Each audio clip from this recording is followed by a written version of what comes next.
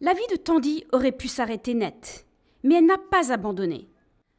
Vivant dans un bidonville non loin de Johannesburg, Tandy a été violée jeune, et de nouveau quand elle faisait des tâches ménagères pour un homme âgé. À 17 ans, elle est tombée enceinte. Je me suis dit, pourquoi aller à l'école si tous mes copains n'y vont plus? Il n'y a rien à apprendre, donc la plupart du temps, je traînais avec des gens plus âgés. Tandy est comme de nombreuses jeunes femmes en Afrique du Sud.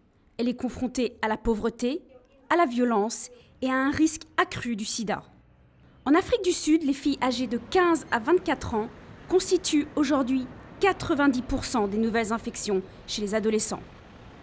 Les jeunes femmes sont confrontées à une triple menace. Un risque élevé du VIH, un faible taux de dépistage et ont des difficultés à accéder et adhérer au traitement. Tandy n'est pas séropositive.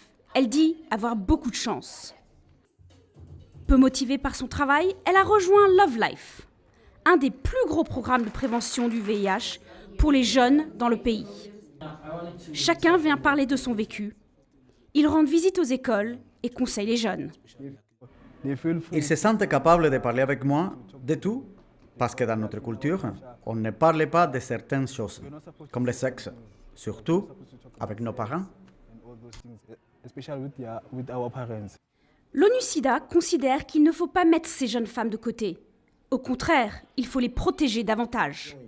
Il faut qu'on aille vers le cycle de la vie et que les enfants naissent sans sida. Et deuxièmement, faire en sorte que ces enfants qui naissent sans sida puissent grandir sans l'infection.